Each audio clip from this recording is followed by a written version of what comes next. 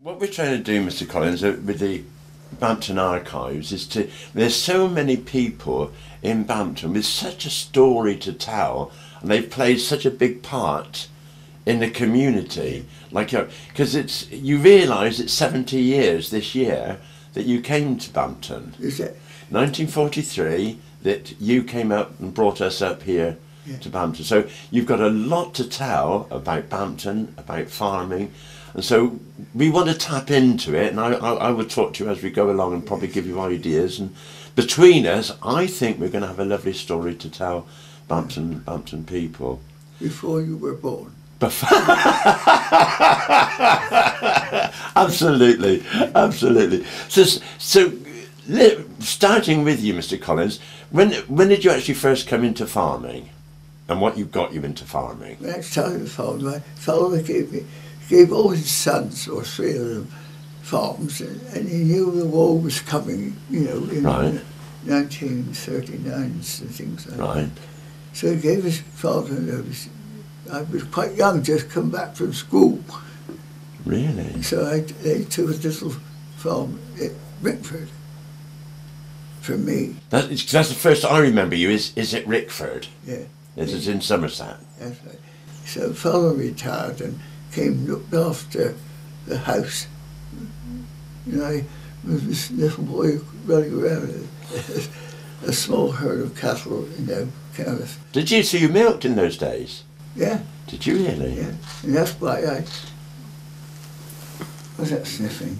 That's nice, right? I just got fed up with milking cows, so I thought I'd come up. The farms were set up here. So I came up one day and, you know, went back on my short and just got here before the auction in Whitney. Right. I just saw the house. I always said not too bad. I never saw the land. And I was the second one, put my hand up. And they said, "That's yours." And that's what brought you into Weald Farm? Yeah, yeah. And I think my wife thought 100 miles away from her friends, it wasn't very popular. You were doing a little bit of farming. You were doing milking at Rickford then? Yes. Because I remember that you had a tractor that was basically a car. Yeah. Can you tell us anything about that? Well, I bought wheels for it. You know, it was a car made up as for the sweeping of corn. That's right. Hay in it and everything else. You know, I couldn't afford a tractor in those days. not really. So you converted a car? Yes, yes. But then I came up to wheels, and it was, what was it? Horses here, I think. Yes, horses. That's right, because Fred Beachy was the carter. That's right. I remember an aunt of my wife, when I said that Fred's gone on holiday. Fred on holidays, never been out of Bampton. It was true. He'd never been out of Bampton, so. Because people didn't move very far, do they? I remember in those days. I remember the lovely story, Mr. Collins, when you bought Fred his first tractor. There was a baby Force. You mean Arthur? You bought... No, Fred Beachy. Arthur had his. Yeah. Arthur Hayes. Because that's something else I want to ask you about in a moment. But just to deal with Fred Beachy, you bought him a baby Fordson tractor. He was in control of all your horses, wasn't he? Yeah. And then you bought him a tractor, and he learnt to drive a baby Fordson tractor. Yeah. And he was going through your cow yard, and he wanted the tractor to stop, and he shouted at it, "Whoa!" And of course the tractor didn't stop. It hit into a treacle barrel. As we're on the tractor theme, Mr. Collins, you bought in the war an Oliver 80 for Art Hayes to drive. Yeah. Now, was that part of the government scheme? Because it was an American tractor. How did you come with an American tractor? Because I think it was Leeds and Lend, wasn't it? Leeds and Lend. Oh, of course it was. Yeah.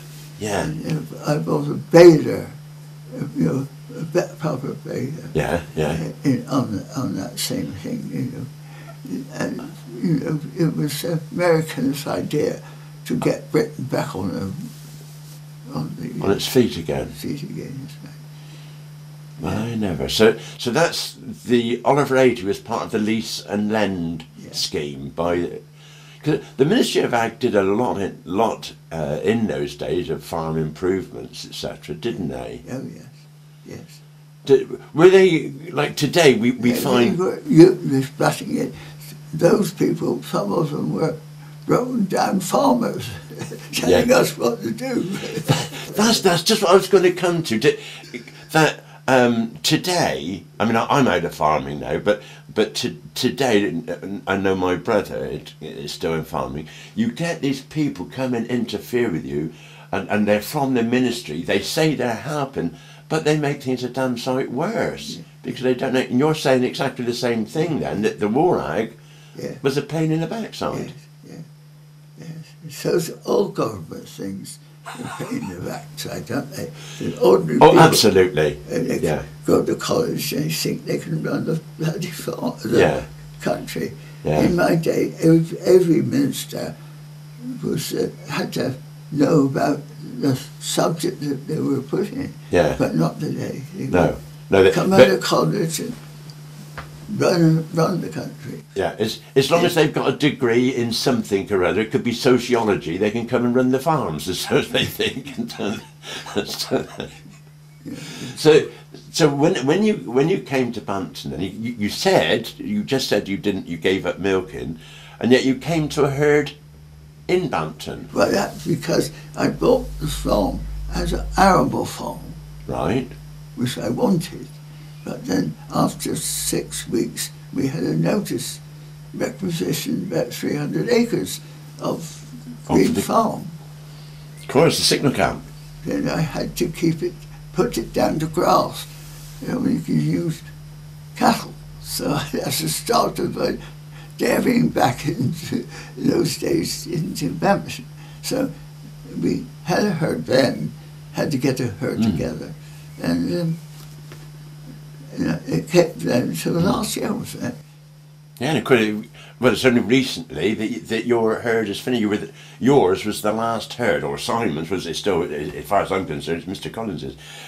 Your herd was the last herd to produce milk in Bampton. Yes. And so you'd gone from 1943 right up to now. Going back to the signal camp, Mr. Collins, they started building about 1939 or so, didn't they, the signal camp? Anyway, in 1943, when I built the farm, apparently the war had been round. I think the locals knew there was something happening, but they didn't disclose that at the sale, and I didn't. Ooh, naughty! I didn't know anything about it, so I came up and bought it. I was a sucker then, because they knew more than I did. Oh, local knowledge. They didn't disclose it. So I tried to go to the solicitors to find out could I claim anything. They said the Board Office can do just what they like. They got to tell the owner, the late owner, which they had done, but no one else. So that's the Oxfordshire. Oh, that was naughty. Well, that's war. Yeah. It was a Mr. Butt, wasn't it, that had it before you. So I remember the actual, what you and I call Hayway Lane, the lane leading up to Signal Camp. That was a mud track when we come, wasn't it? Yeah, and actually just about 10 yards up, it was a real bog, had a job to get through. Really? So muddy, because tractors, again, made a mess of those sort of lanes. Yeah. But the horses weren't so bad. Horses weren't too bad, see, but tractors were just probably. How many horses did you start farming with then? Back. At Weald. How many horses? Weald. Yeah, how many horses were there when you came? Only about 3 or 4. Oh, it wasn't an enormous amount then. I mean, Fred was Fred Beachy. Yeah. And we had one tractor, that was Arthur. And that was an international, wasn't it? Yeah. It was an old 1020, an international 1020. Yeah. Yes, I remember that one. Yeah. What age were you then? I was 6. Yeah. I was 6 when you brought us up here. Yeah. Yeah. I think, you know, Terry, he wasn't very keen on that, was he? Terry is 3 years older than me, so if I was 6, he would have been 9 when we came. He says to me one day, "Oh, you ruined my father." I said, "What?" I mean, just you know, he wanted to come as much as I did. Yeah. So, that was another thing. Talking about vehicles, you had a lorry up here, an Austin 20 engine lorry, because it had the choke and all the controls on the steering column to advance the firing, and you used that to haul sugar beet to Bampton railway station, didn't you? Yeah. Years ago. Yeah. Well, another interesting thing, of course, that made you unique in Bampton was the German prisoners of war, because you had accommodation for them, because they were right next to where we lived. Yeah. Well, I don't remember any other farm in Bampton accommodating German prisoners of war. We had Italians first. That's right. And they were a waste of time. They were horrible. Then the Germans came. Everything was fine. They really worked. They were fine. Yeah.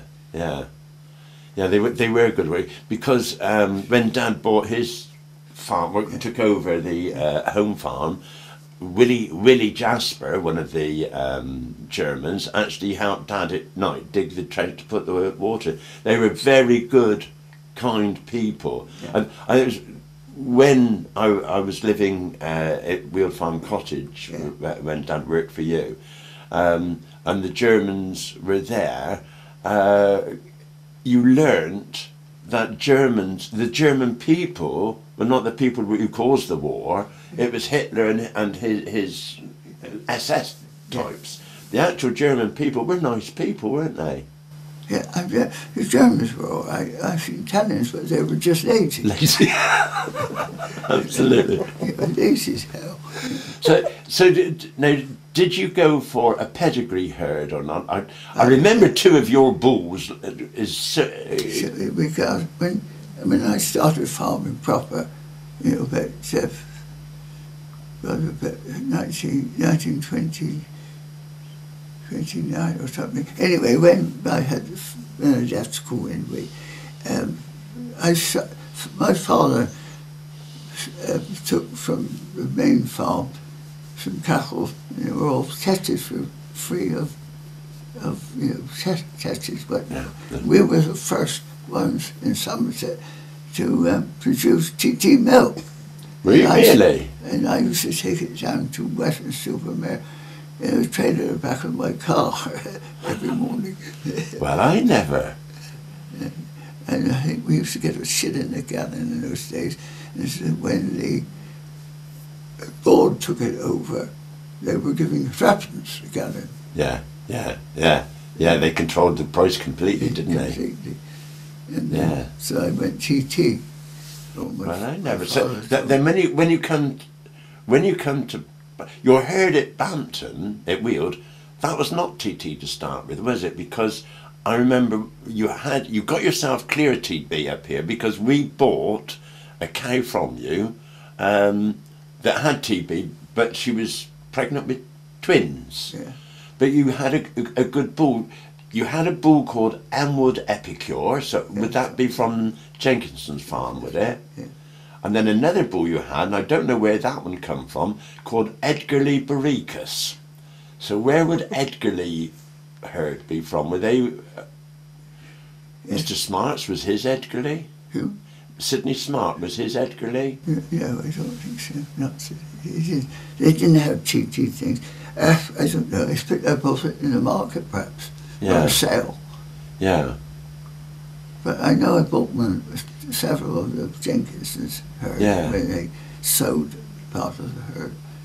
Because you certainly was a big milk producer of the time, weren't you? I suppose. Yes. One of the bigger farms around here for milk production. Yeah. I didn't mean to, because I was forced to. Another fascinating thing, Mr. Collins, was, as I said, that there was the lovely converted lorry that you had for transport, but also when you had your first ricks thrashed here in Bampton, it was the old steam engine that came along, Wilcox and Frost. Yeah, Wilcox and Frost. Was it? He was quite a big chap. Fred, was it? No. Oh, David Hunt. Was it? He used to live by the George and Dragon, and he was you said a big man, and he was the main driver of the steam engine. Yeah. We would go round the farm. That's right. Field to field. Yeah. Couldn't do that today, could we? But wasn't that a risk of having a steam engine with all the fire and that around with all the straw? I think health and safety today would ban it. Yeah, we had a fire once, didn't we? I don't remember that. Yeah. I remember driving down the lane from Lee, we looked down that lane, and I could see something starting with fire because they were in. The lane turns right down the bottom. Yeah. It was quite a big field. Down past your milking parlour it used to be. Yeah, but past that and down near the college land. Yeah. And I seen it, I drove as fast as I could. And when I got there, of course, it was taking over the whole thrashing and the machinery. And it went across the fields like a lightning, right up. So I turned around and went up and back to the glass and the thing and back. You drove all the way back to the town hall to ring the fire brigade? Yeah, fire brigade. My goodness. In the war, all sorts of different things. Now, believe it or not, I have written about this, the first job that I ever did, and it was my father employed me to work for you, and I was 8 years of age, and you grew, I think it was linseed. There was a small field just underneath the signal camp, and I had to go out there gathering the poppies, because it was before sprays and that. Is there any odd types of crops that you grew in the war? Yeah, I grew sugar and red beet, you know. Oh, the mangles? No, red beet? You know, for human consumption. Did you? Yeah. Red, you know, yeah. What's it? Yeah, beetroot. Beetroot, yeah. And I used to sell it to Hicks in Oxfordshire. Yeah, I remember that. Yeah, yes. And potatoes you did? Oh, potatoes, yeah. Because I remember helping plant the potatoes with Arthur Hayes and the Oliver 80 row crop tractor, and it had a thing fitted to the plough, and you sit on a seat and put the potatoes in as it went on. And the manure. And young Arthur, remember? Fump, as we call him, yeah. He was there dropping the manure, of course, being heavy, dropped potash down the thing, a hell of a lot. And of course, a very poor land there by that cover, you know, and of course, we had a hell of a crop. So you did it again the next year? No, but I mean, we thought we were silly old fool, you know. Yeah. We used all that potash, of course, it was just right. Not that it's an ill wind that blows no good at all, isn't it? Yeah. So that was linseed. You were one of the first people to grow linseed. Because I remember in your barns, you had a mill on the ground floor and the loft above, and you should put the linseed and the corn and all that for grinding in the loft. Yeah. And one of my jobs was shoveling, and linseed is so beautiful, to take your shoes and socks off and let the linseed come between your toes. It was cool. It was the world has changed. hasn't it just? So, and potatoes, Did you do any other crops for human consumption? So we've covered beetroot, sugar beet, of course, because you did a lot of that. Yeah. I don't think I grew anything. Not cabbage brassicas or anything like that. I don't think I did. Not, no, I can't remember it. No, I don't think so. I tried to bring it all down for a combine to use. Yeah.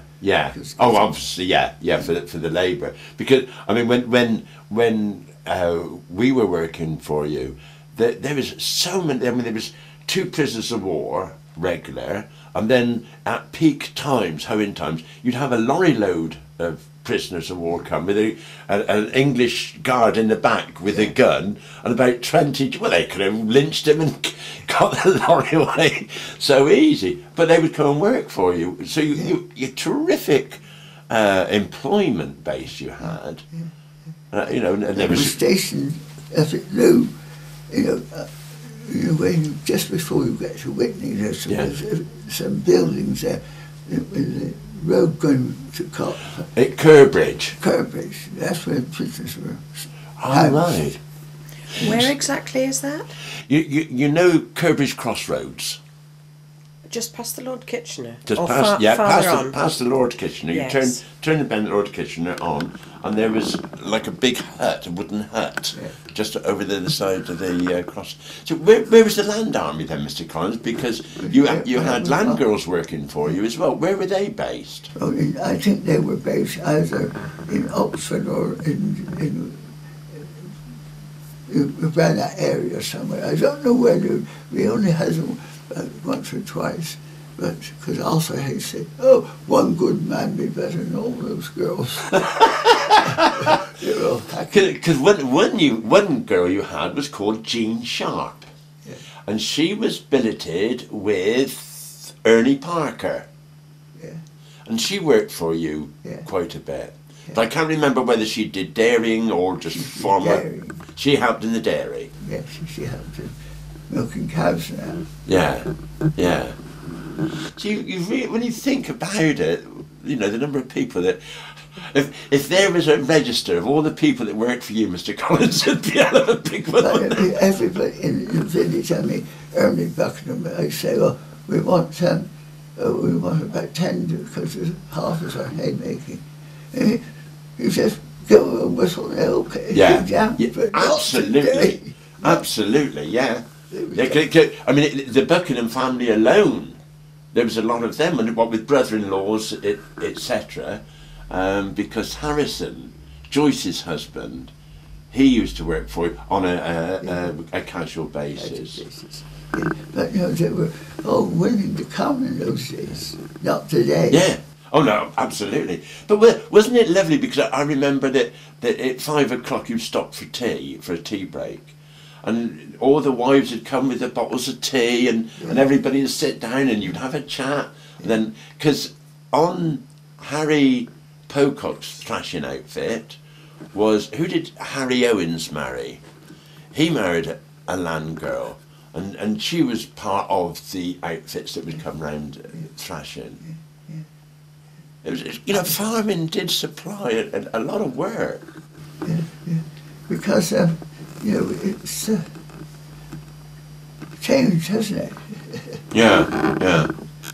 My mother, who was over 90, I think she's nearly towards the end, about 90, she lived to 97, age, and she said once, "What's this I've got from the government?"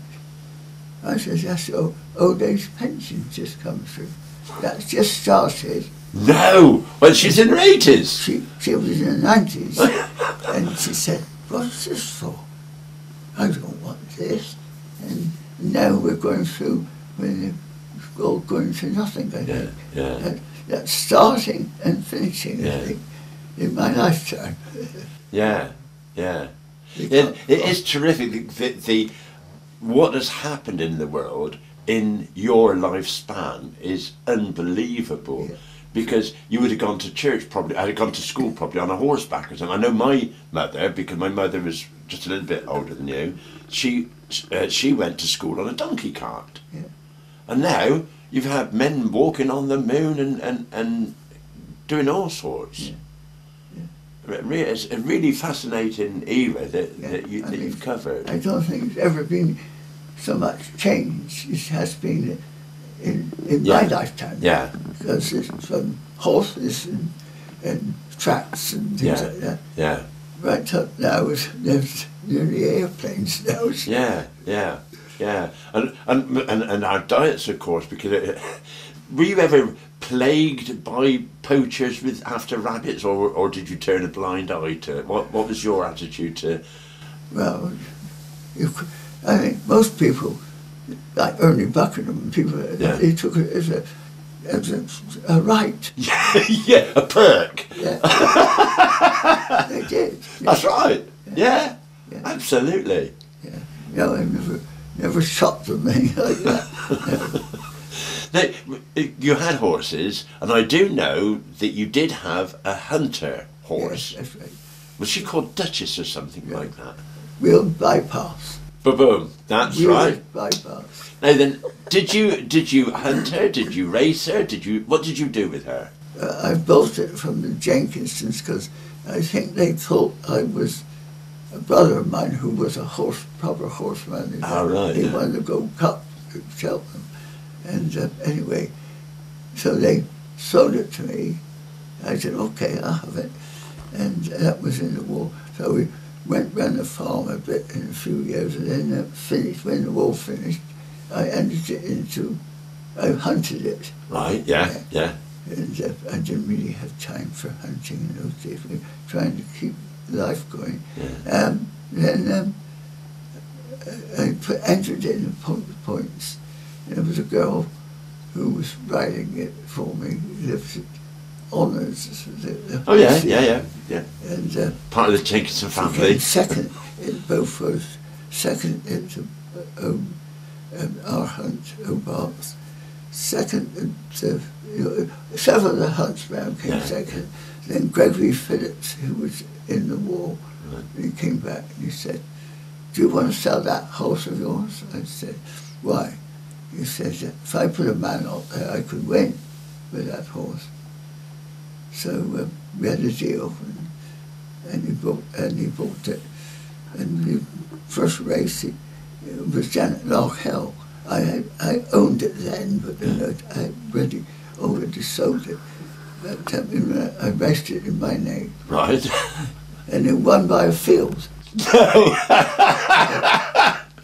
Right in front all the way.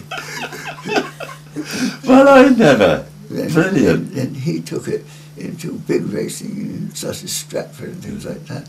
He won once or twice. And was that the end of your horse racing days? Did you bother with the horse racing world, or that was it? Once was enough. Yeah. Well, I did a bit. It's in the hall. You will see that when the Baxters were here. Oh right. Yeah. They lent me a horse too. Because they thought he doesn't know anything about horses, so. See, that's another area of your life which I have found fascinating, is your social life, the people that you have socialised with, because a wonderful character that I remember was Timber Woods. Oh yes. What a fantastic man he was. Oh yeah, I used to go with him up to Norfolk. I took a sheep farm up there. Right. And he used to fly me up, and once.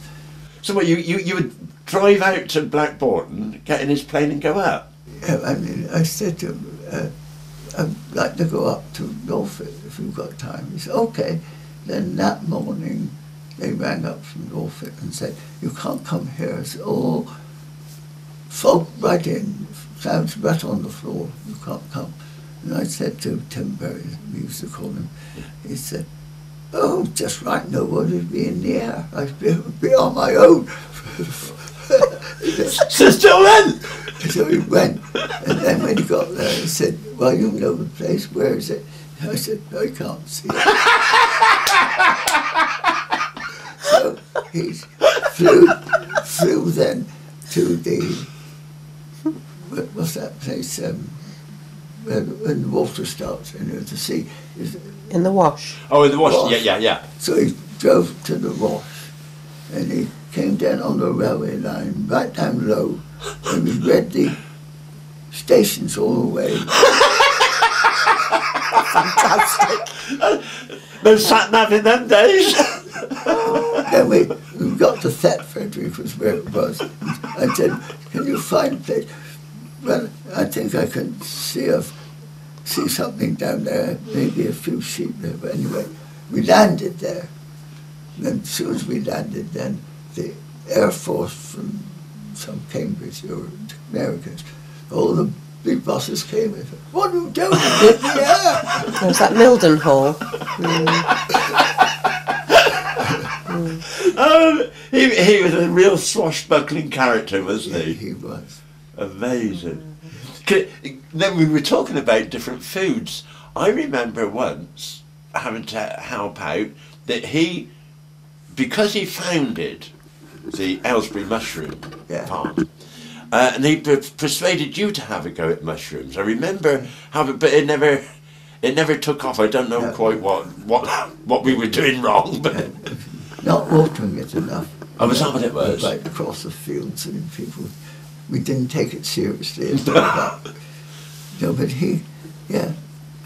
we had McLean's, the toothpaste people, bought Elmwood. That's right, I remember that. Yeah, and we used to know them quite well. And Timber he was Aylesbury then. He started mushrooms before he joined the war. Oh, did he? Oh, I didn't realise it went back as long as that. I thought it was something he took up after he come out of the war. Well, you see, his family were in Ireland. Right. And the IRA, they collared the family and stopped all things coming there and told them they had to blow up a bridge. And they didn't do it then. And then they came back again. They lined them all against the wall and were going to shoot them all. So that night, they all got in a boat and we came to England, to Aylesbury. Well, the Woods family? The whole family. Did they really? And then he started growing mushrooms because... Do you know, I often wondered why it was called the Aylesbury mushrooms, and that's what it was. They started in Aylesbury and then they come to Blackbourton. Yeah. Then because I was saying I knew the McLeans quite well, and they were talking about things, and I said, I know someone who would buy your farm, and he said, who's that? Oh, I said, somebody with an airplane who is in the war. What's in the war? Oh. Anyway, when it came to, I said, I think he only got 17,000. I said, you have to let him have it. Oh, he loves airplanes. Yes, I'll let him have it. I never. 17,000. And that's what brought timber to Blackbourton. And I said to him years afterwards, I said, I should have bought that, you know, because it was very cheap. He said, why didn't you then? I got it for him. You know. Yeah. Well, I never. See, when you think the number of people that he employed, at the peak of his mushroom production, a lot of people from Bampton worked there. Yeah.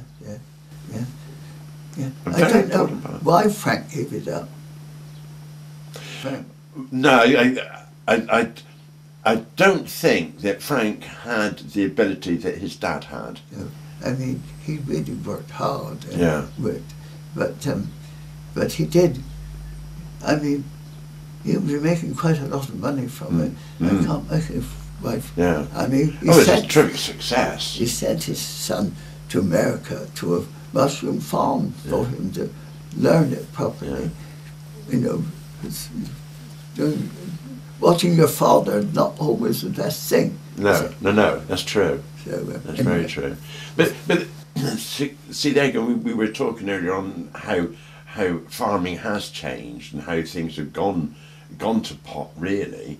But in the days of Timber doing the mushrooms, there was a chap from Aylesbury, I think, went that way, with an enormous lorry that would go around all the stables picking up the horse manure and shipping horse manure into the mushroom farm. Yeah.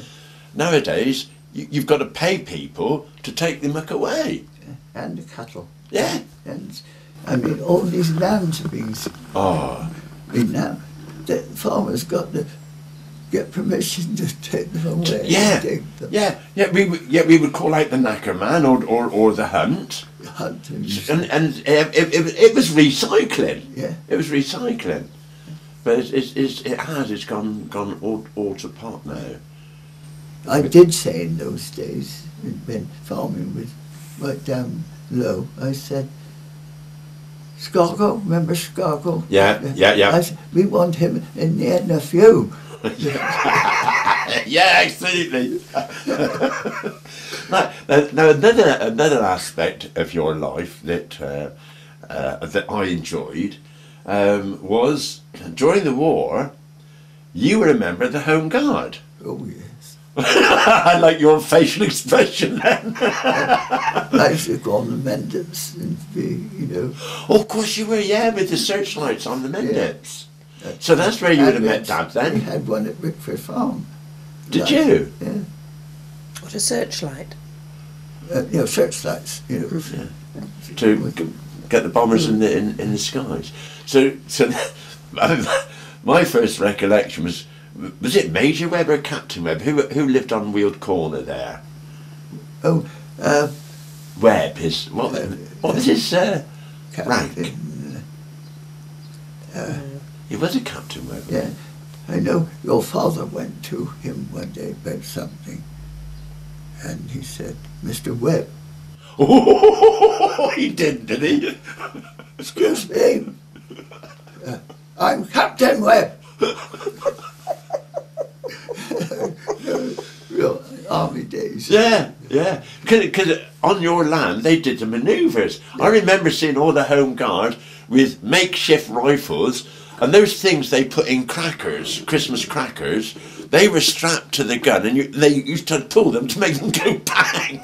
And that was the. So where was that local Home Guard base then? Did you meet in Bampton and do you? I mean, the town hall. All right. And how many of you? I mean, a lot of people from Bampton. And Curbridge and around that. But I hardly remember it all then. But I know one night I was on duty at the town hall, and I heard a lot of buzzing going on, and I came off duty and I saw the CO was down at the camp. He said, "My God," he said, "it's all gone wrong." That was they picking up the gliders who were at Hobbs's, along the Letchley Road. Yeah. The field was full of them. And that night they'd take all those pilots, all those, they put the gliders. Yeah. There's the gliders. Full of things and putting them. And apparently the Germans were all waiting for them because there's so much talk in those days. Yeah, I would think that was probably the time They of came Ireland. over Bampton Town Hall. Yeah. And the CO told me next morning, They're not a copter. he said, "That's gone wrong." Oh dear. Poor devils. Yeah. Bang, bang. So there was the Nissen Hut at Low. I know Dad had done some duty up there with Pecker Bird and that lot. Is the Home Guard. But where else was there places that you would meet? I know at Bridge Street, Bampton, there was big concrete things they were going to have to roll into the road to stop it. And I know down your fields, or a bit beyond your land, on the river, there was those little gun turret things. I had one field down by the Thames. Right. But I sold it in the end to that chap that we used to call him the lawyer or something. It was all talk and things like that. Oh, Anyway, right. Yeah. I sowed that field away because it's not in the farm. Right, It yeah. was I suppose it's bought because water for the farm. When Oh, of course, yeah. In those days, you Yeah. had to supply the water. Yeah, didn't you could pump it from there. And Stuart Woods, I said, you know, he was the test pilot for Spitfires. Yeah. Am I right in thinking, Mr. Collins, that he was there was 3 airplanes that saved Malta, Yeah. and didn't he pilot one of them? They're Faith, Hope and Charity, and I got a feeling I've seen Timber's name mentioned over the island of Malta. Yeah. And that he did indeed. They then got Spitfires to go out there to help, and he was also with the Spitfires. Yeah. I mean, when he was at Brighton Rock, it was Spitfires he was doing then. He was So test pilot. the Spitfires that brought him into this area in the first place. Then, when did you first meet Timber? Oh, because met him because his daughter was the same age as Celia's daughter. Oh right. No, No, it'd be it was Celia Celia. herself. It'd be Celia, yeah. Yeah, and Knapps farm, you know, they had a farm, and they were sort of billeted there. Oh right. And then he used to go down, help with the harvest with the And that's how you met him. with the not the Wilmer, yes, the Wilmers. He Yeah. used to go because he was a farmer's son, so he went down. He used to earn Oh a bit of money. right. And then we met him there, and then we've always was See, friendly. I was talking earlier on about your circle of friends. When you think about it, John Wilmer. Well, you would have known his dad, Richard. Yeah. Is Richard Wilmer one? His dad? I forget his Or is it, anyway, yeah, Richard. But, R.N. Wilmer. That's right, Richard. yes, when we came up here first, we met Harold Jenkinson in the blacksmith shop down at Canfield. Oh yeah, well, Mr. Hicks. Yeah. Mr. Hicks. Yeah. We met him there, and then he asked us out for tea or something. And then we met the Wilmers. And then Harry Wallace, who was dead now, he was hunting, and the hunting people came out. Who bought Weald Farm then? Oh, they got him with that chapel lot. They didn't reckon you were a chapel, did they? Huh? They thought you were a chapel. Yes, they thought I was chapel. Oh dear. Oh dear. My father didn't have that much influence over you, did he? I used to go to the church. If he do anything naughty, he always said, "Oh, I'll go to church and they'll forgive me." Well, that's the way it's supposed to work, you see. Yeah, He believed in that. oh yeah. He didn't. It wasn't a make-up. He would say, "Oh, I'll ask God to forgive me. I'll go to church." Oh, lovely. Easy done. So the Jenkinsons, seeing the Jenkinsons, they had the world record milk producing cow. Yeah. And then that's obviously why you bought some of their Yes. stock, because it was such good stock. So you got the Wilmers, you got the Jenkinsons, and that you mentioned Wallace's. So you were in with, who would that be? Brian Wallace's dad, was it, or Brian Wallace's granddad? Oh, I suppose his granddad, I suppose. Anyway, he was a very nice chap, Harry was. And his father had a nice little tiny beard. He was very nice too. What was Bowden's like? Mr. Bowden. That used Oh, to, Bampton. he was a miserable bloke, I always thought. He was a real farmer, real tough guy. Anyway, I was down. I think I bought a rick from him, hay or straw, just opposite their house. The lane. Where is that? Marsh Lane. And I got stuck, and he was hauling manure from the farm up the road into the land and whatnot. You know, about 3 or 4 goes, you know, they were all back and forwards taking it up. And I said to Mr. Bowden, "Oh, I'm too busy. If You did it. If you got stuck, you better get unstuck." So you never asked him again? No, but he just said, "No, full stop." Unbelievable. The people were a bit like that years ago. Yeah. So, who introduced your sister-in-law to Mr. Smart then? We did. Did you? We introduced Isabel's sister, Yeah. Pam, who's alive still, but she was in the army on a motorbike to, be dispatched. Right, yeah. And then she thought that her parents were retired then. They were living in Western-super-Mare, and she said they were a bit dull, so she was asked to come up here. Of course, met Sydney at one of the parties. That was it. I lovely stories, that is. Brilliant. Yeah, then of course, Douglas Hurd married into the Smart family. So did that make you even more of a conservative than you were, or not? I don't know if I'm anything. I think conservatives been very naughty up to now. They're not strong enough.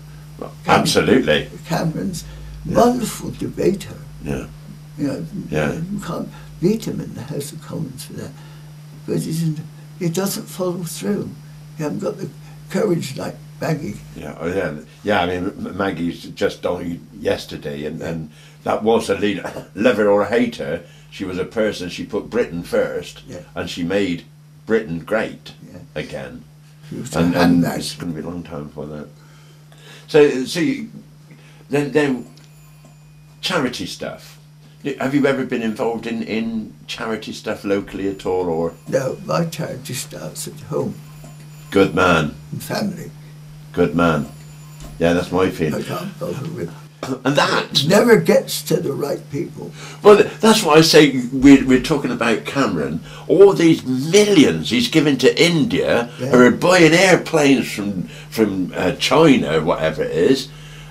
A charity begin. If we put our houses in order and look after our area, of course then we're in a better position to help others. But if you're not in a strong position, you can't help now others. He's going to make it a law.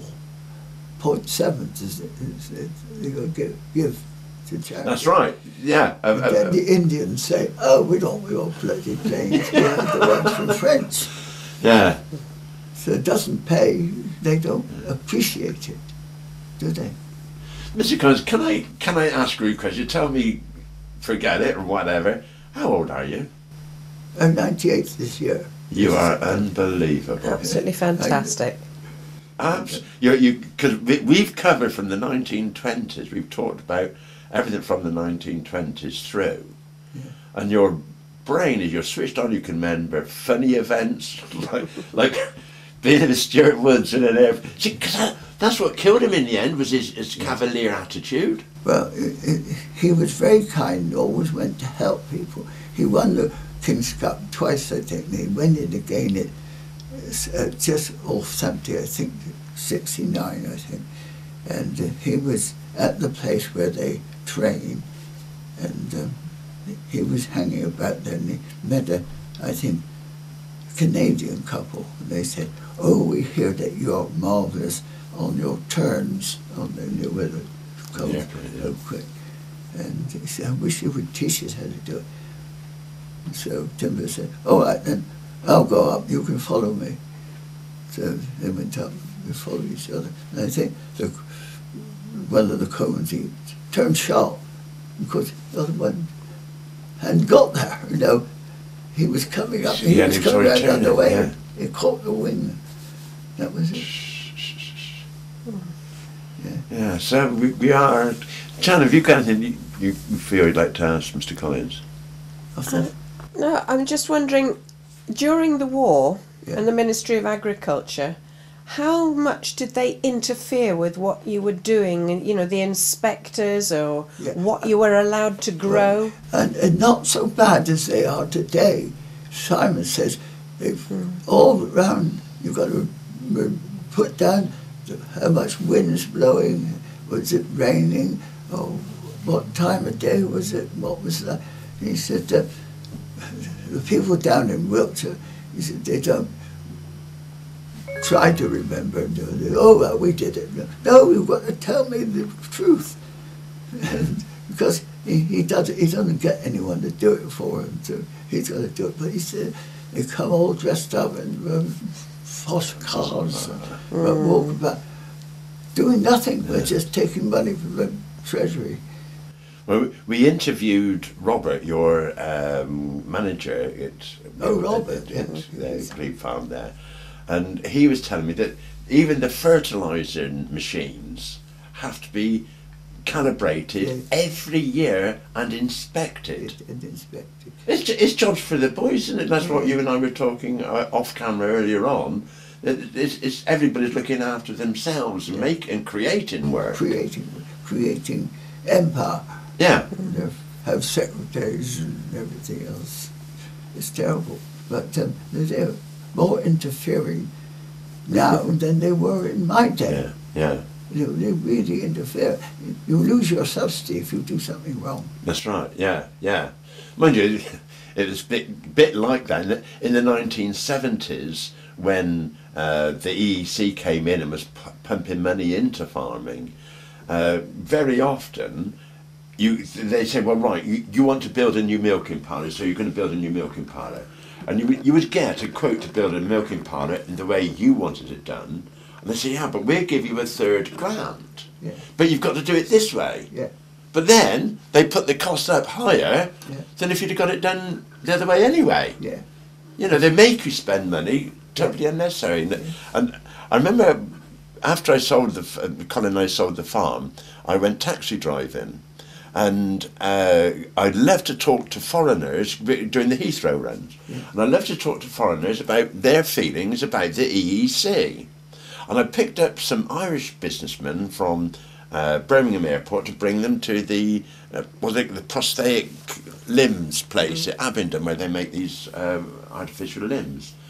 And I said, what's the feeling about the EEC in Ireland? Oh, it's the best thing that's ever happened, because it was Southern Ireland. And it turned out they pump money into a country like nobody's business. Like, we're going to have Bulgaria come in, we're going to have Romanian. The EEC will pump money in, then the civilians, the people, the population get used to this having money thrown at them. They lose the ability to work, and now you've got Greece, Spain, Cyprus, all in trouble because they've had money thrown at them instead of earning it.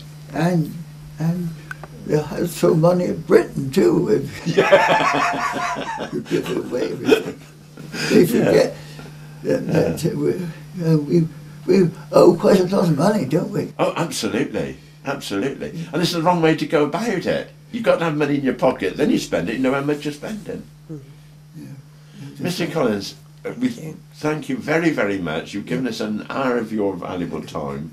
It has been a wonderful experience for us, and I'm sure that people will feel the same. When I took over Gore Cross, because the army went pinching my land, so I went pinch one of their farms. And yes, when I took over Gore Cross, there were 24 horses, cart horses, in that farm. Was there? Yeah. 24? 24, that was in 1950s, was it? Yes, 1951, I think. And, yes, so that's right. We'd left you by then, because we left you in 48. Yeah. Then I think called Mr. Maggs, he wanted to retire, and I managed to pinch that farm. And that was a rented farm because, they didn't sell farms like Oxfordshire. They could help it. So you had lots of... did you take that as a personal thing? Because obviously it seems to me that your life in farming has been battle against the ministry. Yeah. Because when you come to Weald, obviously they'd done the dirty on you, and it had got claim on your land. Yeah. And so how often... Have you always been at war with the ministry? I try to keep friends with them. Ah, right. That's the best way, isn't it? Yeah. But Robert, he's quite a character, isn't he? Yes. Oh, but absolutely. Yeah. He heard something rattling one night, he told me, out in the garden. He got up and went out, and they were pinching diesel. So he chased them up to the camp, and they went into caravan, in one of the caravans, and locked themselves in. So he said, I went up to the head man, who everyone was frightened of, because they will cut your legs off, you'll come up here. Which Smith, you remember Smith? Yeah. I mean, they were afraid to go in and Vic Beckett. But he went up to, give me the keys for that. So he said, I'll come down with you. So he came down, he had these chaps out and gave them a good old beating. And he didn't care. I said, you were a bit careless there, Robert. He said, you won't be in New Zealand, no bloody black people, they push you off the pavement, give you one big touch. Yes, he's a very good friend, but he'd be a terrible enemy, wouldn't he? Yeah. And they know it, all the gypsies don't. They respect him. Yeah, they respect him. Yeah. I mean, they would talk about pinching the game and things like that. They always had something to say, oh, Mr. Collins, he told us that, and all that rubbish. But no one dared to go in there. He ran up his motorbike, going, really hit them over and stop dead, you know. What are you doing? You know, get off. One or two of the ladies in Bampton were friends of seniors, actually. They say, oh, that man's coming again. He said, what man? Oh, chap called Robert. They come up to you, stop dead. They were just there, really frightened of it dead. Oh, lovely. Well, thank you very much, Mr. Collins.